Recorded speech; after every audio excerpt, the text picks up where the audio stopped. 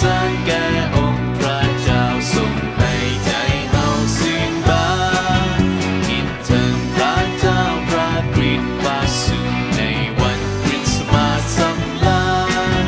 เพื่อช่วยชีวิตของเฮาให้พ้นจากอำนาจของซาตานพระเจ้า